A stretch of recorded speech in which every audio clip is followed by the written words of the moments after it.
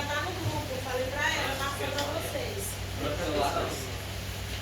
Não tem celular. Quem é que não tem celular, gente? Eu vou passar pro da mãe.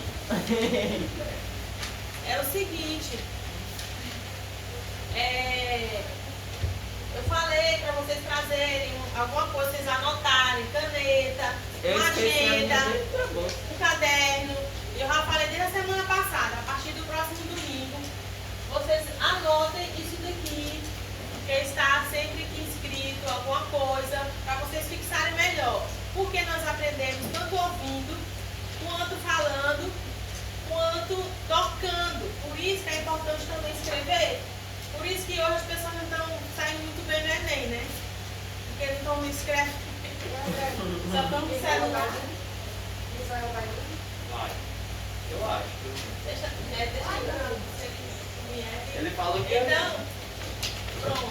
Esses numerozinhos que eu dei para vocês, quem pegou a sequência, nós vamos estar lendo, gente. A lição de hoje é sobre os elementos do lugar santo, está em Êxodos 25, 23 a 37, tá?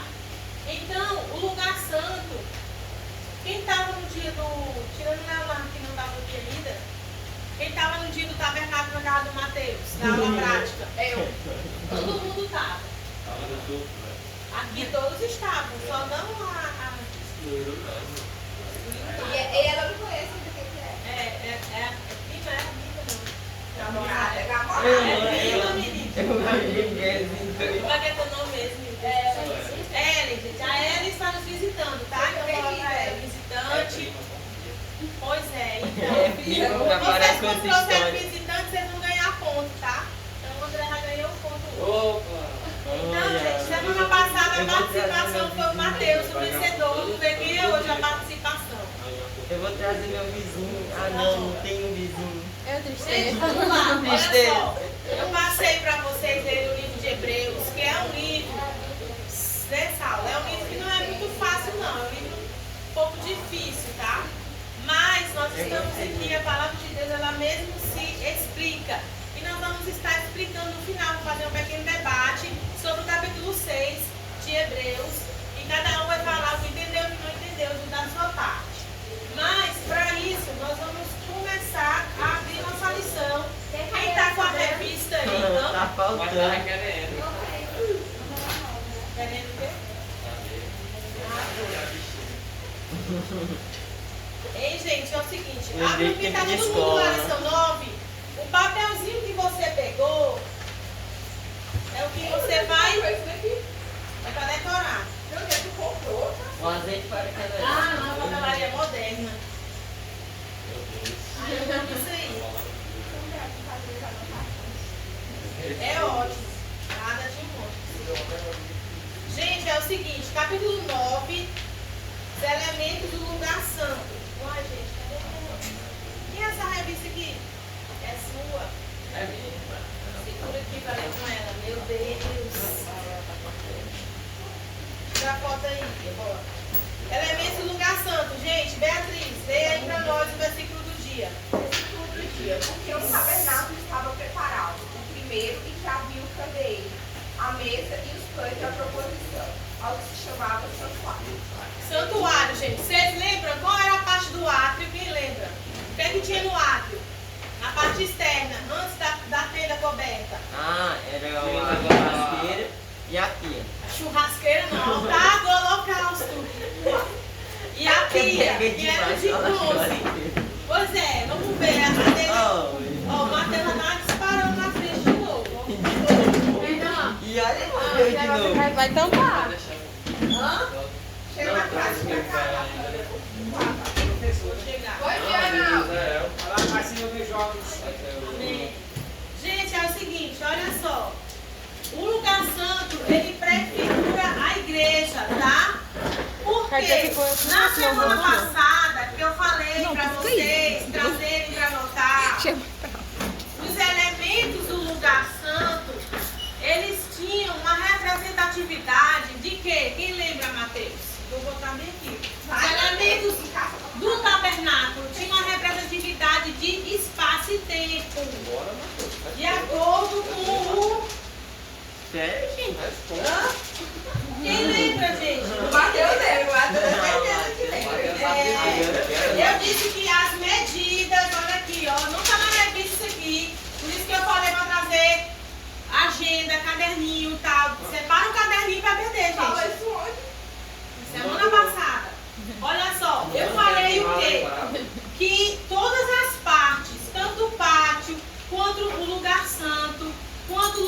Santíssimo, ele representava as dispensações de todo o tempo da humanidade. O pátio, ele tinha 100 comprimentos, 100 de comprimento, 50 e 50, que dava um total de 300 côvados, que multiplicando dava 1.500 anos. O que isso representava? Representava desde Moisés até quando Cristo veio. E a partir do lugar santo, esses 1.500 anos representava a dispensação da lei. Vocês sabem que são 3 dispensações, né? Não sabe, não. A dispensação da lei, a dispensação da graça, tá? E a dispensação milenial, que vai ser no milênio, quando Jesus vier reinar na terra. Tá? É um período de tempo, de anos, que Deus, ele trabalha com a humanidade.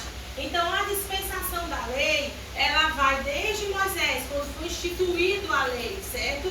E tem o que? O tempo dos patriarcas, que é o que? Abraão, Isaac e Jacó, certo? O período dos profetas, que era quando os profetas regiam o tempo que os israelitas eram governados numa teocracia, ok? E aí depois nós temos a dispensação que? Da graça. Quando começa a dispensação da graça? Quando Jesus vem até a sua ressurreição. Então há um lapso de tempo aí que é quando começa a igreja. Então, dispensação da graça é o quê? Esses 2000 anos até os nossos dias. E se a gente for pegar, igual foi falado na semana passada, medir, gente, tudo que Deus fez no tabernáculo era simbólico e apontava para quem? É Jesus. Para Jesus. Aí o Mateus fica na participação, né? Então, gente, tudo ali. Por isso que o texto bíblico fala que ele tabernaculou entre nós. Tem cadeira aí, filha? Só tua? Deixa quieto. Não, ele tabernaculou, quer dizer, antes o tabernáculo era só físico. Quando Jesus vem, ele tabernacula entre nós, o que ele vem entre nós. Ele se faz presente no meio da humanidade. Então aqui essa dispensação, que a dispensação da graça, e a gente vai pegar o quê? O santo lugar, o cumprimento do santo lugar, multiplicando das 2000 anos. É a dispensação da igreja, da ressurreição do Senhor Jesus Cristo, isso quando ele vem, né? Mas é a ressurreição dele, ok? Até o nosso dia começa o que? A era da igreja, a era da graça. Então nós estamos nesse tempo maravilhoso da graça, em que você não precisa você ter mais o acesso livre ao Pai, não precisa mais de um intermediador. Jesus é o próprio intermediador, né? Não existe mais o véu da separação, você tem liberdade, né, de chegar a Deus. Então o tabernáculo, ele tinha o quê? Ele tinha 3 partes. Quais eram as partes, Misael ou André? Quais as partes do tabernáculo? Essa é fácil. 3 partes do tabernáculo. Tabernáculo, toda a construção do Você não tá templo. lá em casa? Saulo. Ô, gente, quer mais Todos ficam É na o mesma pátio, tábua. é o pátio, o lugar santo, o lugar santíssimo. Olha aí, ó. Ei, não, falei, né? Falei, Rebeca. Ah, então a Beatriz falou, gente. A foi a primeira a falar. Falou baixinho, que não é comum. Vai ver É que é comum. isso. Vai ver que é por isso, não foi ignorado, é porque você fala tão alto. O que acontece, gente? A dispensação do lugar santíssimo, tá? Dava 1000 anos. Isso aí, gente, é uma... Como é que eu vou falar? Foi pego em estudos isso e foi observado. Toda medida, ele tinha um porquê. As medidas do tabernáculo, tudo apontava para Jesus. Os utensílios, as cores, tudo aquilo tinha um significado. Quanto que Deus é tremendo.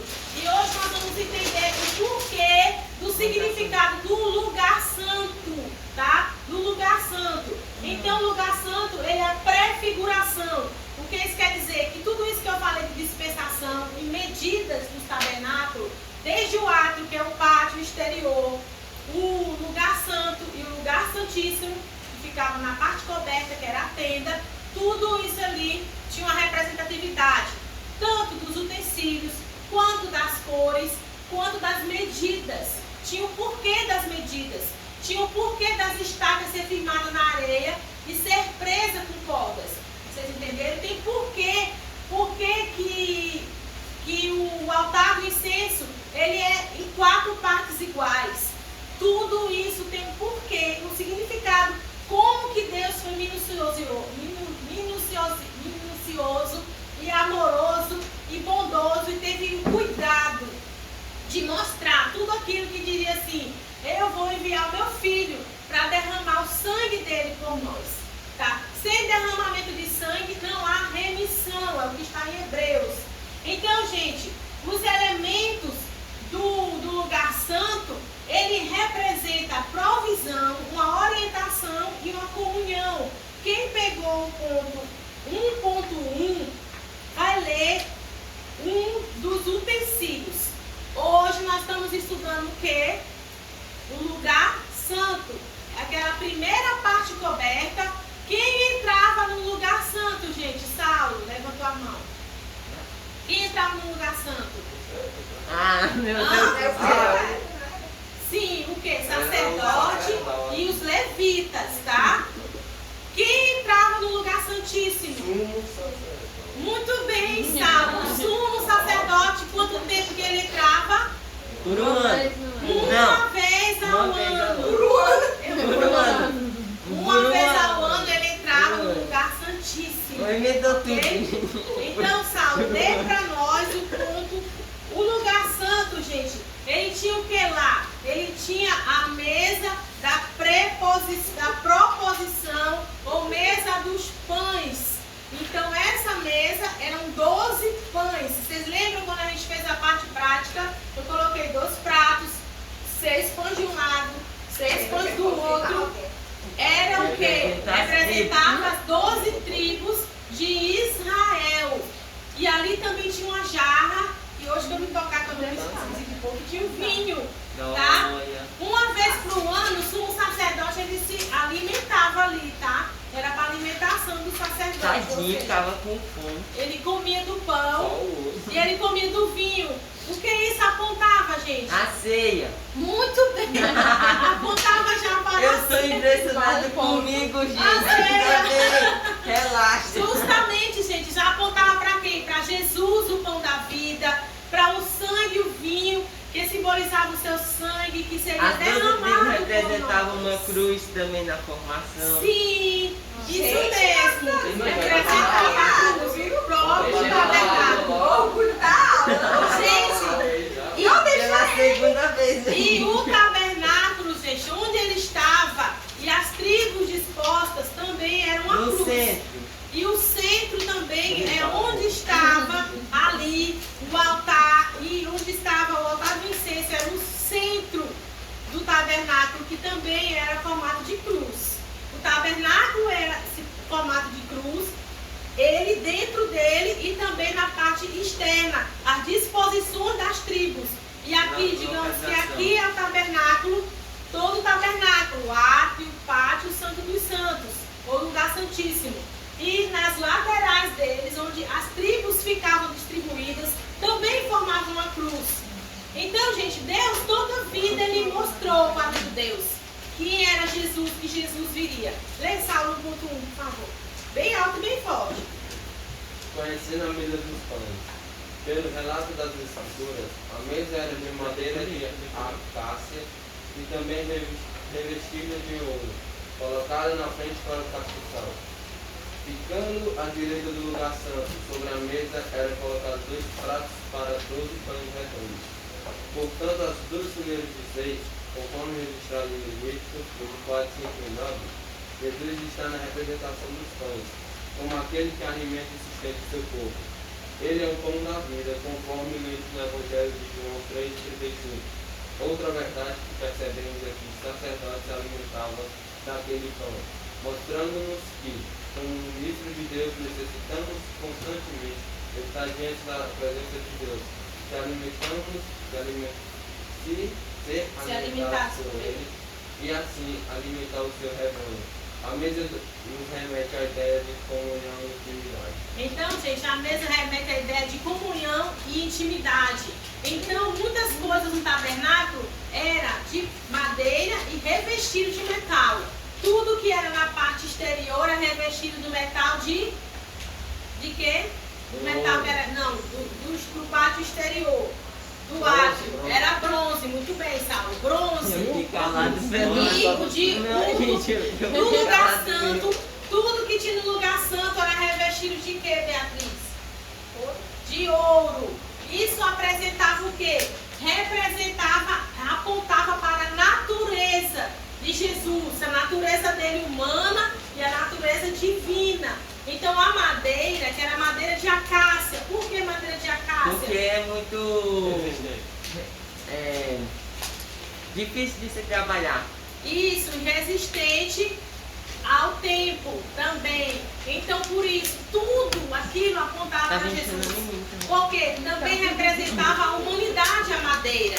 O que isso queria dizer? Que Jesus, né, que era humano, veio, ou que era Deus e também homem, ele veio morar em nós, num corpo que é frágil, difícil de ser trabalhado, difícil de ser moldado, né? A madeira de acácia que resistia e apresentava também a natureza de Jesus, que era humana e que era divina. O ouro, tudo que remetia ao ouro, representava a divindade de Jesus.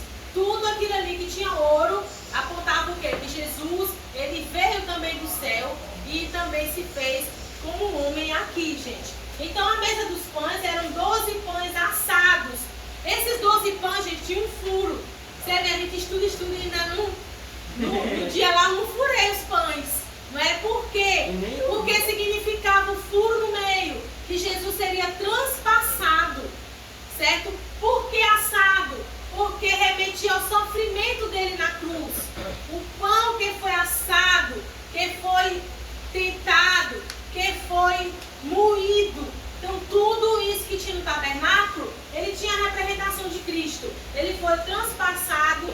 O sábado era quando o sacerdote se alimentava dos pães, gente. Tá? Então o sacerdote entrava no lugar santo e ele se alimentava daquele pão e daquele vinho. No sábado, o que isso quer dizer? Por isso que nós não precisamos mais guardar o sábado. Jesus, ele é o próprio sábado, entende? Por isso que tudo que eu falei muito tempo atrás, que tudo que era tangível, que era palpável, que pegava, entende? No Antigo Testamento, passou a ser intangível no Novo Testamento, ou seja, abstrato, espiritual. Tudo que era físico no Antigo Testamento, chega no Novo Testamento, ele passa a ser intangível, ele passa a ser espiritual. O que era material passa a ser espiritual. Então, por isso, de tudo isso, nós vamos remeter no final o livro de Hebreus. Por que os judeus que se converteram no tempo dos apóstolos, a qual foi escrita a carta dos Hebreus, porque eles queriam voltar às tradições do judaísmo. Porque tudo no judaísmo podia pegar, podia ver, podia tocar. Eles tinham os elementos. O sacerdote entrava, o sacerdote oferecia o sacrifício, derramava o sangue do animal, vinha para o lugar santo, oferecia incenso, se alimentava da mesa dos pães. Então vocês lembram aqui que vinha assim, ele vinha com aquele sacrifício e ele vinha com o fogo que vinha de onde? O fogo vinha do próprio Deus, do holocausto. Quando o povo institui o holocausto, o altar do holocausto, Deus desce o fogo, que significa o quê? Que ele recebeu aquele sacrifício. E aquele fogo era contínuo, ele não mudava, não acabava. Era sempre colocada a lenha todos os dias, os levitas, repetitivamente. Vocês imaginam que era um trabalho metódico, repetido, todos os dias em turnos, e eles mudavam os turnos de trabalho, e ali eles tiravam a lenha, tiravam o incenso, jogavam a cinza no lugar limpo. E depois ele vinha com esse fogo e acendia tanto o incenso quanto ele acendia Enquanto ele acendia o quê? Ele acendia o candelabro, o menorá. Ele acendia o menorá com fogo lá do átrio, lá de fora, tá? Então aqui, gente, o sábado era quando o sacerdote comia e bebia o vinho, que nós já falamos, que apontava a ceia. Em João 6,35, Jesus diz: eu sou o pão da vida. Os pães, gente, eles eram inteiros de trigo, e esses pães, eles eram batidos, triturados, tá? O trigo era triturado para fazer a farinha do pão. Não era qualquer pão, não, de qualquer coisa da padaria, não. Era o trigo mesmo, eram grãos perfeitos, e esses grãos inteiros de trigo, eles eram triturados, que significava o quê? Que Jesus ia ser moído. Igual o profeta Isaías fala, ele foi moído pelas nossas transgressões e ferido pelas nossas iniquidades. O castigo que nos traz a paz estava sobre ele, e pelas suas pisaduras fomos sarados. Então isso seria o que? Seria a melhor farinha. Não era qualquer farinha, era uma farinha pura, sem fermento. Por que o pão não tinha fermento?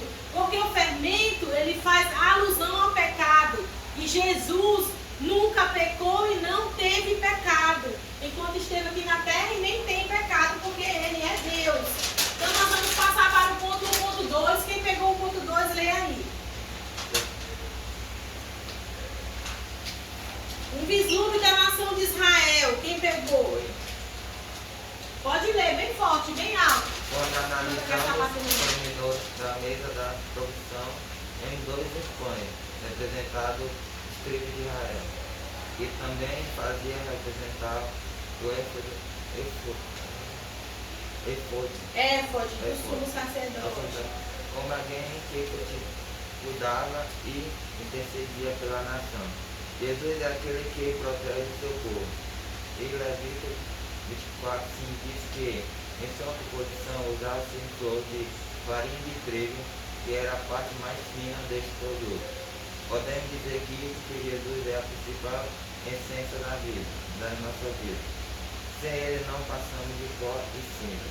O que Deus era para a nação de Israel, Jesus tornou para a sua igreja a presença de Jesus no meio do seu povo, e a certeza de que só somos um povo forte e destemido. Então, o que Deus era para a nação de Israel, Jesus passou a ser para a igreja. A presença de Jesus no meio do seu povo é a certeza que somos um povo forte e destemido. Jesus, ele se faz presente na igreja, assim como Deus se fazia presente no tabernáculo, entende? Mas Deus hoje também se faz presente na pessoa de Jesus. Mas Jesus é a representação da igreja. E Deus, ele se fazia presente no povo, naquele tempo, no tabernáculo. Então, gente, nós vamos passar para um outro item. Primeiro, nós vimos, faz de conta que estamos aqui. Digamos que lembra, aqui ficava o candelabro à direita, à esquerda a mesa dos pães da proposição, e no meio o altar do incenso. Então o sacerdote vinha, se alimentava dos pães, ok? Ele acendia as lâmpadas, certo? O candelabro, que não eram lâmpadas colocadas, era um pano umedecido no azeite. Nós vamos entender o outro utensílio. Quantos utensílios eram no lugar santo? Quantos utensílios? Quantos objetos? Não, no lugar santo. 7 era no todo. Não, o lugar santo era 3. 3, que era o quê? A mesa dos pães da proposição. Não, vamos falar, porque senão vocês não vão nunca aprender. Quais eram os objetos ou utensílios que estavam no lugar santo? A primeira parte coberta do tabernáculo. Mesa dos pães, o candelabro e a mesa da fumacinha. O altar do incenso, gente. Não é mesa da fumacinha. É altar do incenso. Então vamos falar. Mesa dos pães da proposição. Vai, fala aí todo mundo. Mesa dos pães da proposição. Candelabro e altar do incenso. E tudo isso tinha um porquê. Não era por acaso que estava ali. Então nós vamos aprender agora sobre o candelabro de O candelabro, os utensílios do lugar santo, eles tinham madeira por baixo, o candelabro não. O candelabro era de ouro maciço, gente. Por quê? Porque ele apontava para o próprio Cristo mesmo, certo? Para a essência de Deus. Então era por isso que era de ouro maciço. Não tinha a questão humana ali, a madeira. Então o candelabro é totalmente feito de ouro. Na Torá seu nome aparece como menorá, tá? Na língua hebraica menorá, dando a ideia de castiçal, candeeiro ou candelabro. Seu papel era manter o lugar santo iluminado para que os sacerdotes pudessem ministrar o recinto. Vocês lembram que a tenda era toda coberta? A nossa não ficou tão coberta assim, mas não tinha ausência de luz se não houvesse o tabernáculo, a menorá. Sim, Mateus, pode falar. Eram 4 camadas de tecido. Sim. Para que não houvesse luz de fora. Sim, porque a luz ela tinha que vir de dentro do tabernáculo, do lugar santo. A única luz, que era o que? Simbolizava Jesus, que ilumina um mundo escuro, um mundo caído, certo? Então, não foi especificado medida para o candelabro. Vocês podem saber e compreender por que Leonardo não tinha medido o candelabro? Por que o candelabro não tinha medida? Pensa assim, mais ou menos. O que você acha? Bora, Marquinhos. Ela perguntou Gente. pra ele.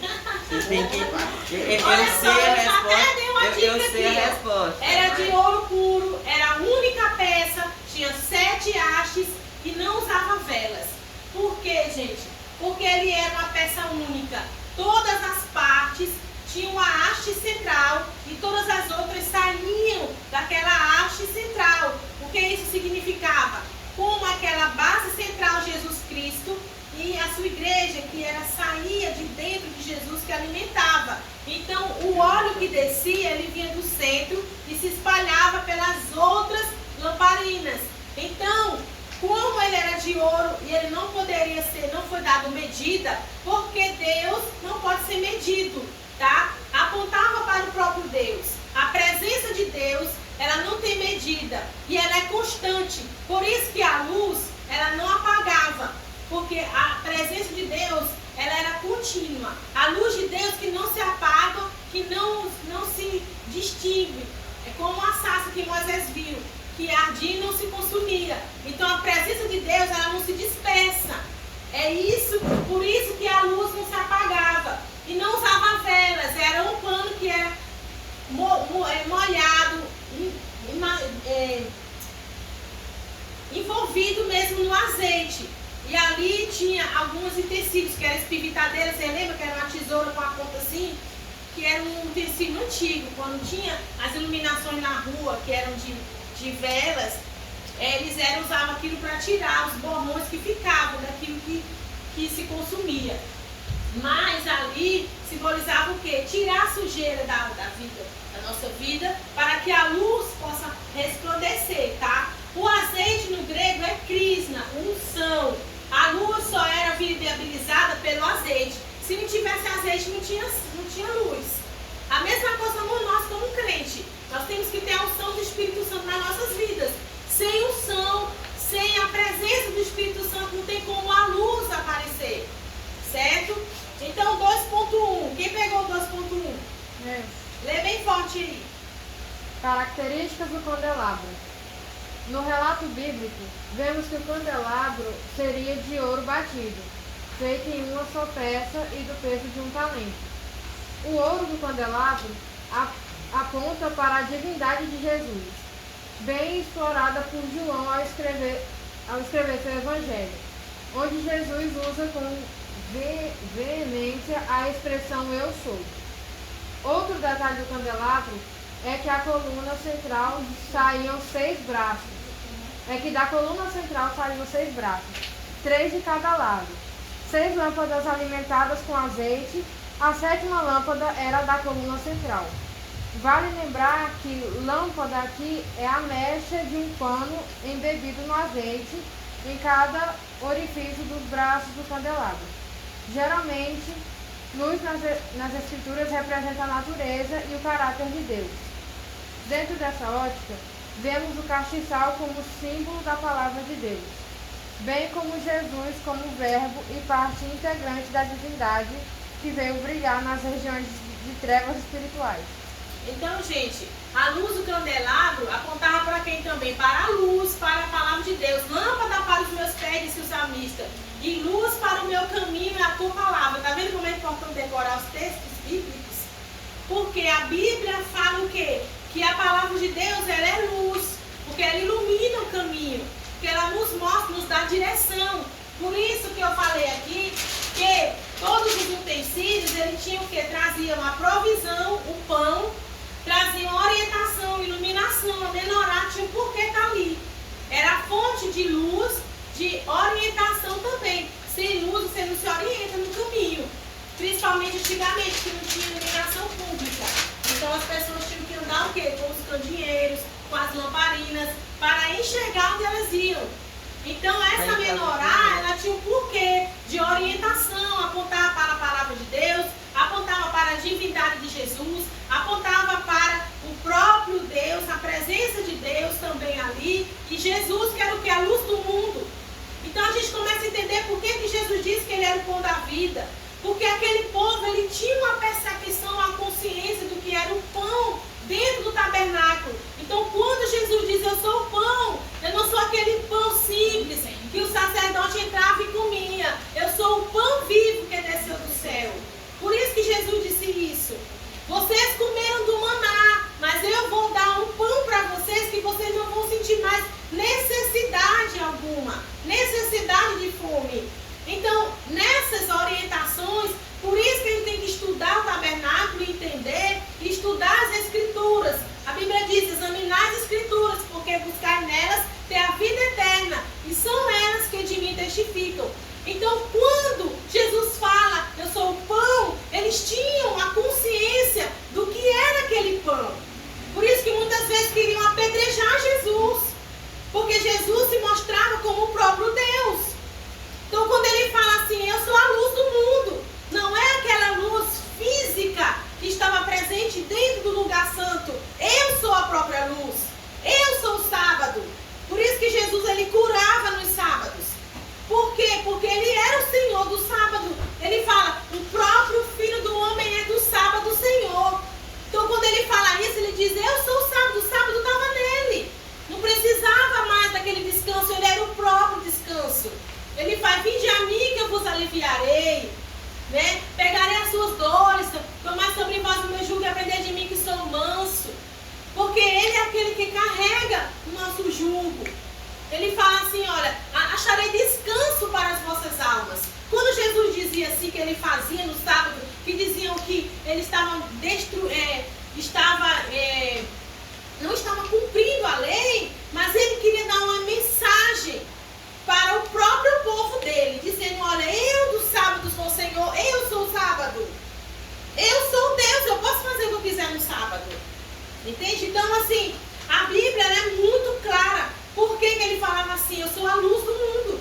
Remetia a todo esse ritual, toda a ritualística do judaísmo.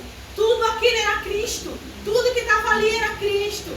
Desde o sacrifício, desde uma única porta. Vocês lembram que tinha só uma entrada no tabernáculo? Porque é só um caminho, é só uma porta. É só por Jesus que nós possamos chegar. Nós podemos chegar a Deus. Então é isso que significa. E o verbo, a palavra, essa luz que brilha, ela se fez carne e habita entre nós.